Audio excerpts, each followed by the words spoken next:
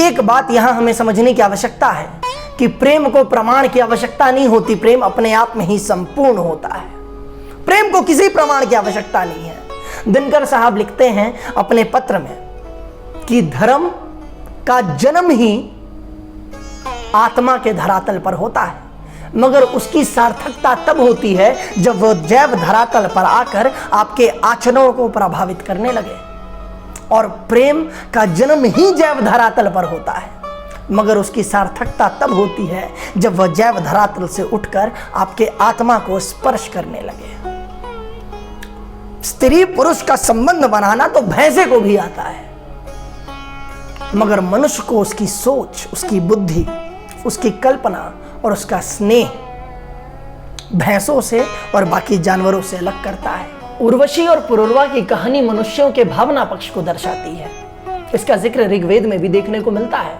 अगर आप हमसे पूछें कि उर्वशी और पुरुरवा की कहानी कैसी है, तो हम एक उपमा से आपको समझाएंगे। आप दिन और रात तो जानते हैं ना, जो हर शाम मिलते हैं मगर कभी ठहर नहीं पाते। उर्वशी और पुरुरवा की कहानी कुछ ऐसी ही है, जो हर शाम मिलती तो है मगर अपने अस्तित्व का ज्ञान होते ही बिछुड़ जाती है। हम क्या करेंगे? हम सुकून से बैठेंगे और जो दिन का सबसे खूबसूरत अंश होता है शाम, उसका आनंद उठाएंगे इस कहानी के रूप में। आप सभी ने अपने जीवन में कभी ना कभी एक किताब मनुस्मृति का जिक्र अवश्य सुना होगा। मनुस्मृति कानून की पहली किताब है, जिसको लिखने वाले मनु कौन है? मनु है ब्रह्मा की वास्तविक पहली संतान। ब्रह्मा खुद एक आदि पुरुष है और उनकी वास्तविक पहली संतान मनु है, और मनु की अर्धांगिनी श्रद्धा।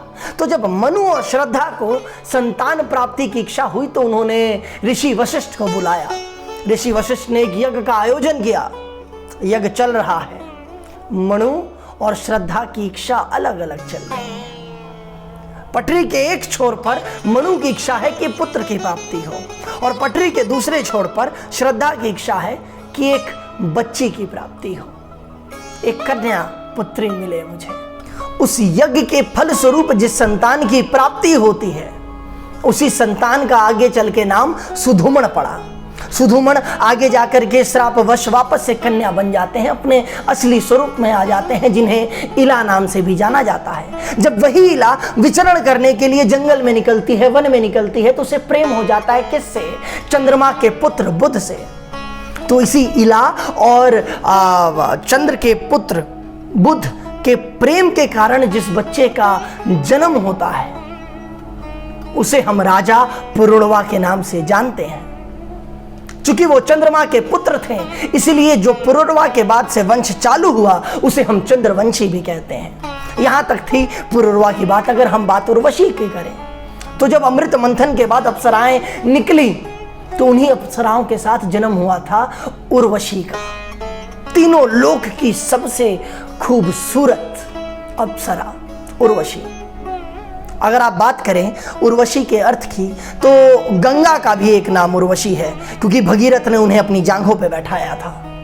अगर आप बद्री धाम जाते हैं तो वहां पे जो देवी पीठ पड़ता है, उसे भी उर्वशी कहते हैं।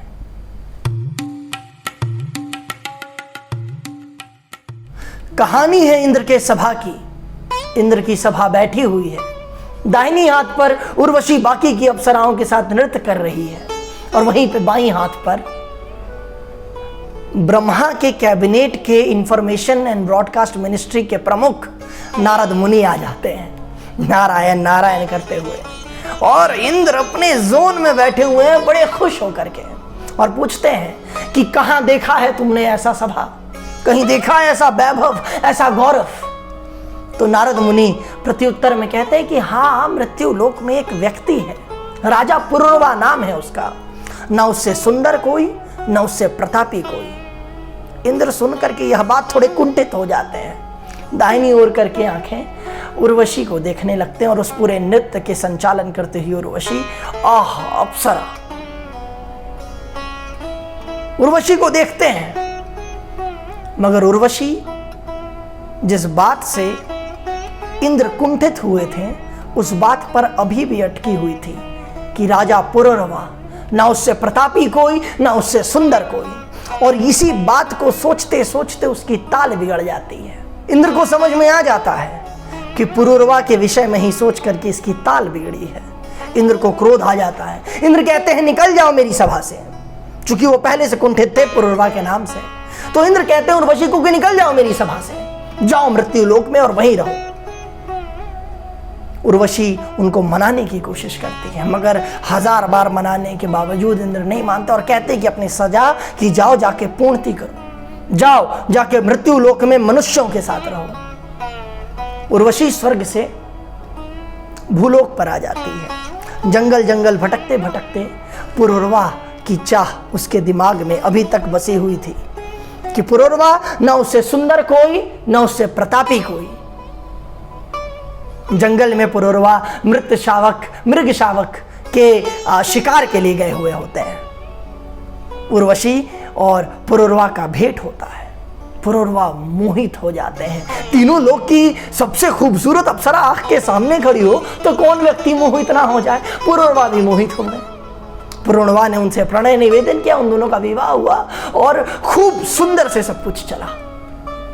यहां से प्रेम कहानी शुरू होती और काफी लंबी कहानी है, कभी और सुनाएंगे, मगर अभी चलते हैं प्रेम पर लिखी सबसे खूबसूरत रचना की ओर। रामधारी सिंह दिनकर ने एक रचना लिखी है उर्वशी, उसका सबसे खूबसूरत अंश आपको अब मैं सुनाने जा रहा हूं। एक बात हमें समझने की आवश्यकता है, यहां हम किसी साधारण पुरुष की बात नहीं कर रहे, हम बात कर रहे हैं उस व्यक्ति के बारे में जिसकी इंद्र के सभा में चर्चा है, जिसके पुरुषार्थ का कोई सानी नहीं था और किस प्रकार से प्रेम के सामने जब पुरुषार्थ या सामर्थ्य आता है तो मच्छर के समान दिखने लगता है। हम बात कर रहे हैं पुरूरवा की और रश्मि रथी लिखने वाले रामधारी सिंह दिनकर की वो सर्वश्रेष्ठ रचना उर्वशी के इस प्रसंग की। सुनते हैं कविता। कामनाओं के झरोखे रोकते हैं राह मेरी, खींच लेती है तृषा पीछे पकड़कर बाह मेरी। सिंधु सा उद्धाम अपरंपार मेरा बल कहाँ है। इतना सामर्थ्य था मुझ में, आज प्रेम के सामने, आज उर्वशी के सामने आया तो सारा सामर्थ्य मेरा धूमिल हो गया।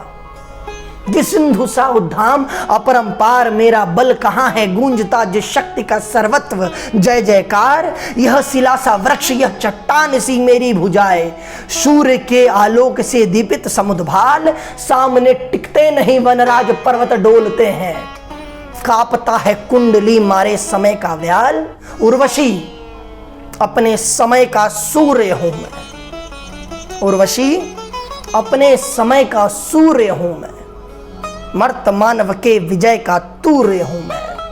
अंधतम के भाल तक पावक चलाता हूं, बादलों के शीश तक चंदन चढ़ाता हूं। पर न जाने बात क्या है, इंद्र का आयुध पुरुष जो झेल सकता है, सिंह से बाहें मिलाकर खेल सकता है। फूलों के आगे वही असहाय हो जाता, फूलों के आगे वही असहाय हो जाता, शक्ति के रहते हुए निरुपाय हो जाता।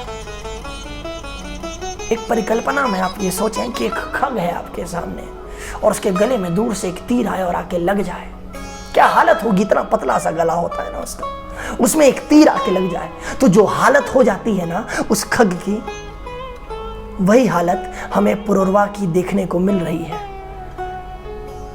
उर्वशी से बिछड़ने के बाद। कि मैं तुम्हारे बाण का बीधा हुआ खग हूं, मैं तुम्हारे बाण का बीधा हुआ खग हूं। वृक्ष पर धर शीश मरना चाहता हूं, मैं तुम्हारे प्रेम का लीला कमल हूं, प्राण के सर में उतरना चाहता हूं। कौन कहता है कि तुम्हें मैं छोड़कर आकाश में विचरण करूंगा।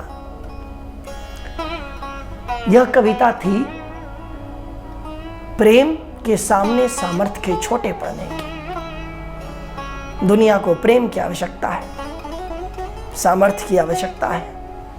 अगर आपको हमारा काम पसंद आ रहा है तो हाथ जोड़कर आपसे विनती है कि इस चैनल को सब्सक्राइब जरूर करें, वीडियो को लाइक जरूर करें और अगर आपको पसंद आया तो साहित्य प्रेमी लोगों तक पहुंचाएं जरूर।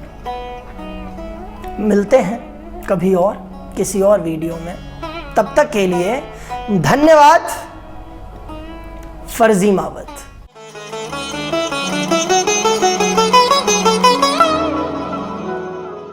अजी सुनो, रुको, यहां तक आए हो तो सब्सक्राइब करते हुए जाना।